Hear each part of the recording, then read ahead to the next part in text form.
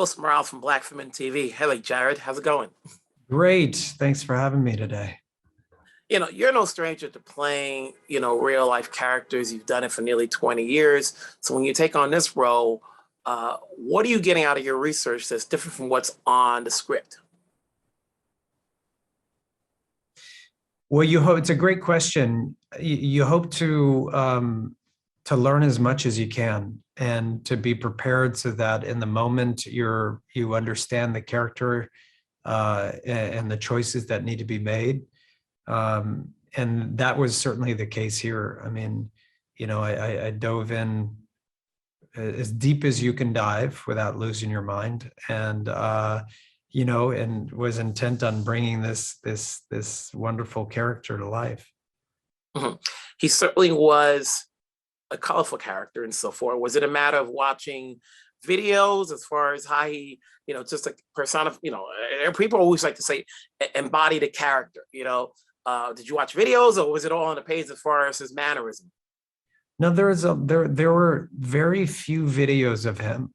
Most had been destroyed, so there was just a little bit that I could capture some of his wit and charm, his humor. He always, he had a twinkle in his eye, and he was mischievous, and I had enough to stoke my imagination.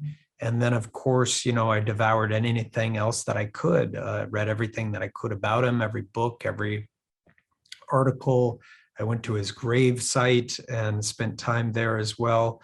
And it was a journey, and I fell in love with the character. I mean, I loved his passion. I loved the fact that he wanted to do something special with his life and share it with the world, but he never really had the opportunity. His family kind of stifled his creative dreams. And I love the fact that he loved pigeons and fencing, and he was a really idiosyncratic guy, and I appreciated that. You've done all sorts of genres throughout the years. People like to say, what's the next Jared Leto film come out? I'm like, when's the next album coming out? Thanks. What goes into saying yes to any of the projects you take on? I think you have to have a certain level of you have to be passionate beyond a reasonable doubt. That's the thing about it, because if you're going to dive in this deep, you're going to sit through 6 hours of prosthetic a day. If you're going to, make the other commitments that are required to do this kind of immersive work, you have to just be passionate beyond a reasonable doubt. And I certainly was with Paolo Gucci. And you certainly put in everything in there. So it's good talking to you.